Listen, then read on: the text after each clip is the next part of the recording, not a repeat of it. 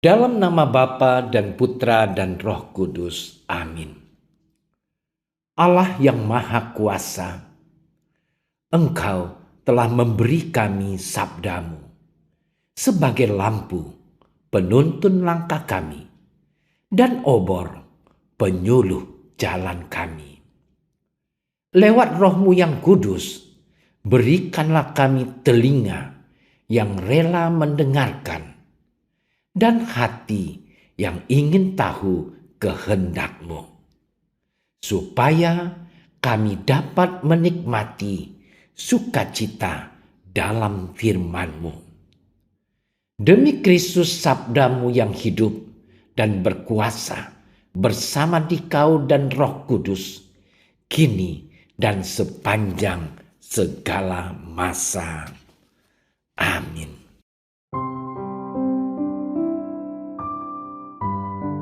Sekali peristiwa, orang-orang Farisi berkata kepada Yesus, "Murid-murid Yohanes sering berpuasa dan sembahyang. Demikian juga murid-murid orang Farisi. Tetapi murid-murid-Mu makan dan minum." Jawab Yesus kepada mereka, "Dapatkah sahabat mempelai laki-laki disuruh berpuasa sedang mempelai itu bersama mereka? Tetapi akan datang waktunya apabila mempelai itu diambil dari mereka. Pada waktu itulah mereka akan berpuasa." Ia mengatakan juga suatu perumpamaan kepada mereka. Tidak seorang pun mengoyakkan secarik kain dari baju yang baru untuk menambalkannya pada baju yang tua. Jika demikian, yang baru itu juga akan koyak, dan pada yang tua itu tidak akan cocok kain penambal yang dikoyakkan dari yang baru itu.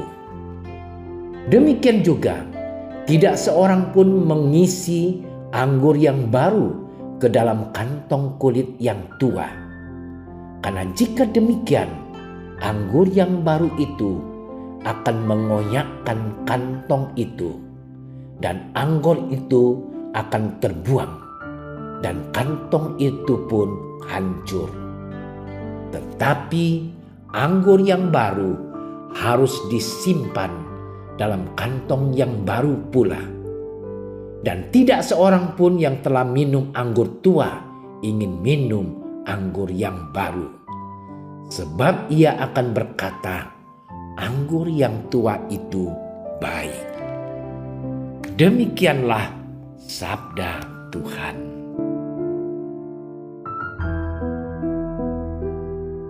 Saudara-saudariku yang dikasihi Tuhan, pada waktu Yesus dan murid-muridnya sedang menikmati perjamuan di rumah Levi, si pemungut cukai yang bertobat, orang-orang Farisi ternyata juga hadir. Mereka hadir bukan untuk ikut serta menikmati perjamuan, melainkan untuk mengawasi perkataan dan perbuatan Yesus. Sudah lama mereka merasa bahwa perkataan dan perbuatan Yesus tidak sesuai dengan paham keagamaan mereka yang ditandai oleh legalisme dan formalisme. Bagi mereka yang paling penting adalah menaati hukum agama sampai rincian yang sekecil-kecilnya. Mereka melihat bahwa para murid Yesus lebih suka makan dan minum daripada berpuasa.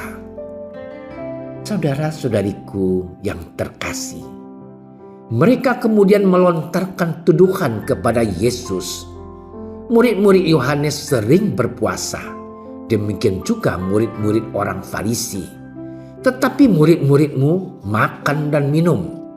Menurut mereka, selama Yesus dan para murid tidak hidup sesuai dengan paham keagamaan mereka, maka Yesus dan para muridnya hidup dalam dosa.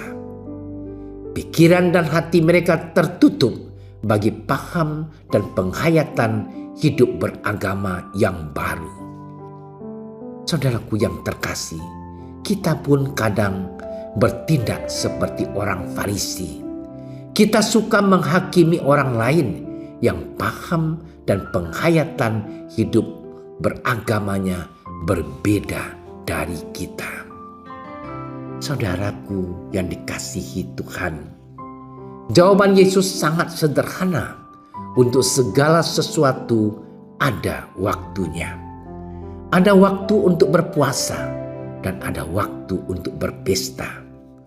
Dalam kalender liturgi gereja kita ada masa di mana kita bersuka cita atas penyelamatan yang dikaruniakan Allah, misalnya masa Paskah. Juga ada masa di mana kita berduka atas penderitaan yang ditempuh Yesus untuk menebus kita, misalnya masa Prapaskah. Pertanyaannya adalah, apakah hidup kita sudah sesuai dengan irama kalender liturgi itu? Berdukakah kita pada masa Prapaskah? Bersukakah kita pada masa Paskah? Atau jangan-jangan kita tak pernah ambil pusing tentang soal itu? Saudara-saudariku yang dikasihi Tuhan, kemudian Yesus berkata bahwa anggur yang baru harus disimpan dalam kantong yang baru. Untuk dapat menerima ajaran Yesus, kita harus berani berpikir di luar kotak yang selama ini membatasi kita. Kita memang sudah merasa puas dengan rutinitas yang mentradisi. Kita sulit menerima gagasan dan penghayatan baru yang berbeda dari yang kita kenal selama ini. Saudara-saudariku yang terkasih, padahal untuk benar-benar mengikuti Kristus, kita harus meninggalkan manusia lama. Orang Farisi, orang Lewi, pemungut cukai, dan kita semua harus berjuang meninggalkan gaya hidup yang lama yang penuh dosa. Hanya dengan demikian kita dapat menjadi ciptaan baru di dalam Kristus. Semoga Tuhan memberkati kita.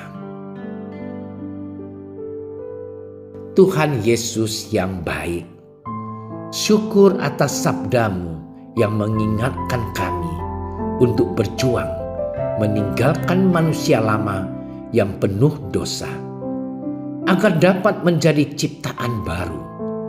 Semoga kami lebih suka menata hidup kami sendiri daripada menghakimi sesama. Dan semoga irama hidup kami juga sesuai dengan irama kalender liturgi, karena untuk segala sesuatu memang ada masanya. Engkau senantiasa kami puji, kini dan sepanjang masa. Amin. Kami berdiri di hadapan-Mu, ya Roh Kudus, pada saat kami berkumpul di dalam nama-Mu. Bersama-Mu sendiri yang membimbing kami, membuat diri-Mu nyaman berdiam di hati kami. Ajarilah kami jalan yang harus kami tempuh dan bagaimana kami harus mengikuti jalan itu. Kami lemah dan berdosa. Jangan biarkan kami mendukung kekacauan. Jangan biarkan kebodohan menuntun kami ke jalan yang salah.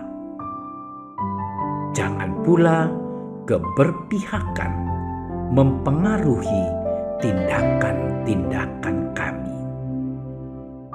Kiranya kami menemukan di dalam Engkau kesatuan kami, agar kami boleh berjalan bersama menuju kehidupan abadi dan tidak menyimpang dari jalan kebenaran dan apa yang benar. Semua ini kami mohon kepadamu yang berkarya di setiap tempat dan waktu dalam persekutuan dengan Bapa dan Putra untuk selama-lamanya. Amin. Bapa kami yang ada di surga, dimuliakanlah namamu. Datanglah kerajaanmu. Jadilah kehendakmu di atas bumi seperti di dalam surga. Berilah kami rezeki pada hari ini, dan ampunilah kesalahan kami, seperti kami pun mengampuni yang bersalah kepada kami. Dan janganlah masukkan kami ke dalam percobaan, tetapi bebaskanlah kami dari yang jahat. Amin. Salam Maria, penuh rahmat, Tuhan sertamu. Terpujilah engkau di antara wanita, dan terpujilah buah tubuhmu Yesus. Santa Maria, Bunda Allah, doakanlah kami yang berdosa ini, sekarang dan waktu kami mati. Amin. Kemuliaan kepada Bapa dan Putra dan Roh Kudus, seperti pada permulaan, sekarang, selalu, dan sepanjang segala masa. Amin. Dalam nama Bapa dan Putra dan Roh Kudus. Amin. Terima kasih sudah menyaksikan renungan hari ini. Jangan lupa like, subscribe, dan aktifkan tombol loncengnya agar Anda yang pertama mendapatkan notifikasi updatean renungan harian dari Komsos Keuskupan Padang, dan bagikan ke sosial media agar saudara-saudara kita dapat mendengarkan dan merenungkan firman Tuhan.